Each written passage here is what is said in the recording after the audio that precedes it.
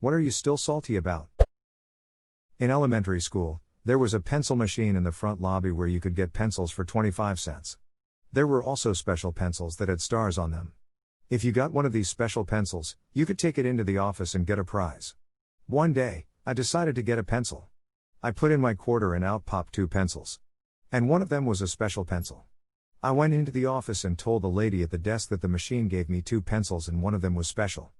She proceeded to say that the machine shouldn't do that, took the special pencil, and didn't give me a prize. That was 19 years ago and I'm still pissed.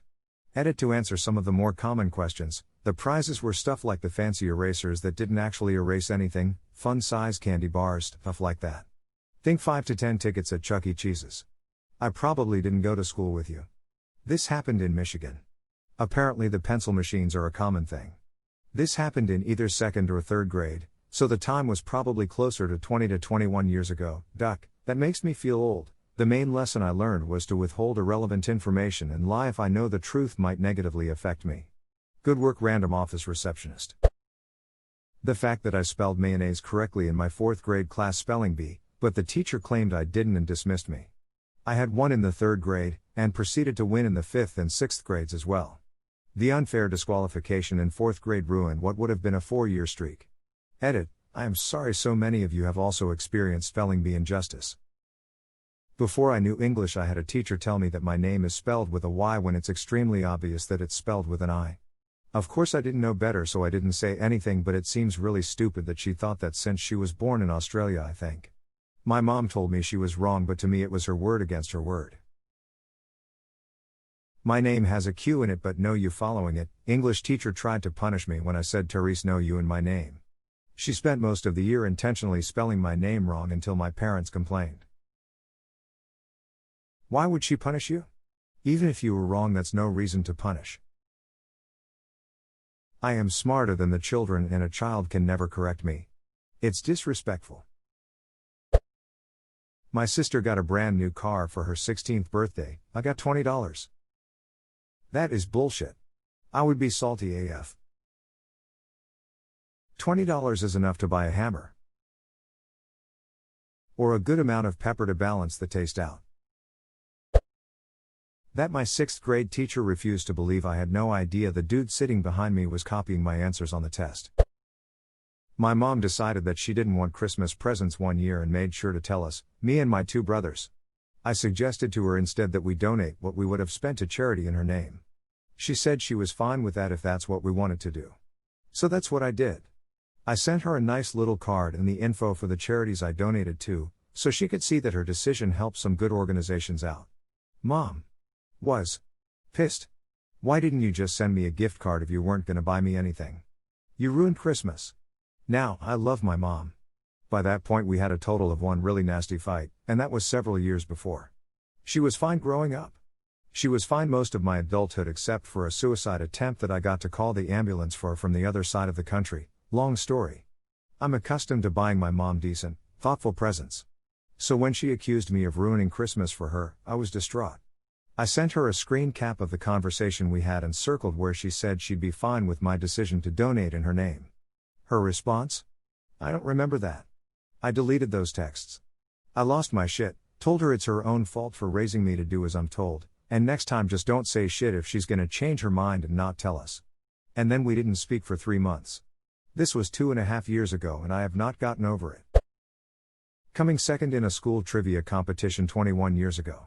I had the correct answers on 2 questions that would have sent us to the national champs and was vetoed by the other 3 shitheads on my team. That's a life lesson right there. Being right is almost never enough. You also have to be able to convince others that you're right. That hits hard. I was a co-founder of a startup, and during an early strategy meeting, I made a bunch of suggestions that the other founders aggressively dismissed. A year later, we got some funding and hired a CEO who was an expert in the field, and he suggested the exact same things, which they praised as brilliant. They later sheepishly remembered that I'd suggested the same ideas, and apologized. That really taught me a lot. Being right is rarely enough, you need to understand why you're right, and you have to be able to sell your ideas. At least they apologized also. Never give your best ideas easily. And when you do, make sure that gets registered somehow that you suggested that. There are a lot of assholes who get promoted on top of others' work and ideas. When I had to get photos printed for a university project, so I went to a printer shop and they charged me $2 extra for a DVD with my photos on, even though I told them I didn't want the DVD, so I didn't get it, but they still charged me anyways and threw away my receipt before I could look at it. So with my new photos I went to hand in my project, only to be told that we were doing a peer review of them. No one in my group did the project and couldn't care less about it. So I wasted all that time and effort. Still so salty.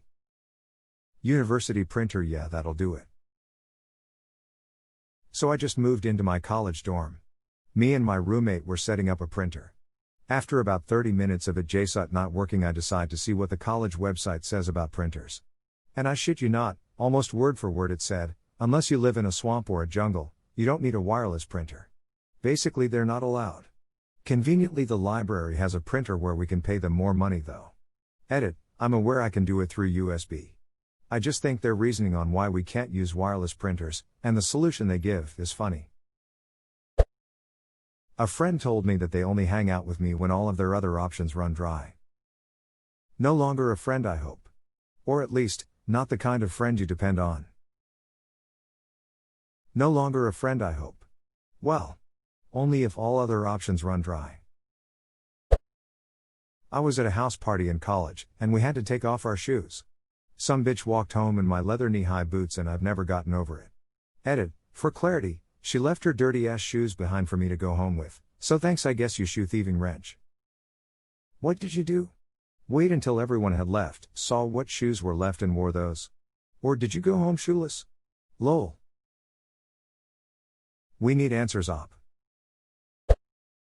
I've mentioned this before, but when I was about 8 or 9, we had a big project in school which ended with us writing a story. I spent ducking hours on this thing. It was going to be the best book ever. It was only a matter of time before it was snapped up by some publisher and then it would be the talk of the Scholastic Book Fair, no doubt in my mind. It absolutely had to be in by the time school finished for Christmas, so my teacher could mark it over the break, so I stayed up until about 10 o'clock at night for about a week beforehand working on it, which, you know, is the closest thing you get to an all-nighter when you're about 9. It was my magnum opus.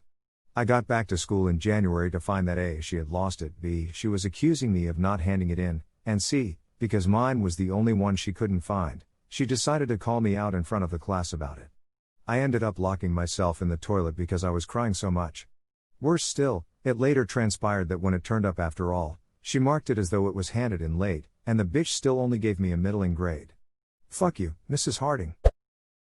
A child in my child's class at school told their teacher that their mom was taking them out of school for the day of their birthday and so they would be absent on that day. The teacher admonished the child and told them that if they weren't present the following day that there would be hell to pay. The child was rightly upset and decided to go into school. They hadn't taken down their homework properly and so did 3 different pages of work. It was the wrong work. The teacher locked the child in the classroom over lunch, on their birthday. I have a similar story. In 5th grade I had to get all my homework assignments signed by my parents in order to turn them in and get credit.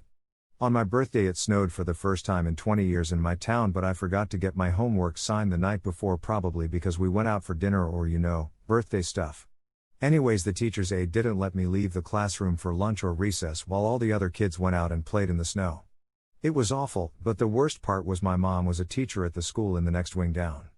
I asked if I could go and get her signature to play in the snow with my friends and the teacher's aide said it wouldn't be appropriate. My mom was obviously upset about it, and I was devastated to not get to play in the rare snow. So after school she took me and my brother up into the snow to play around and have a snowball fight. She turned my nightmare day into what was probably the most fun birthday I can remember from my early childhood. I have a pretty wonderful mom. What was the point of keeping you inside? It's not like you could get your parents' signature during the day, if your mom didn't work at the school.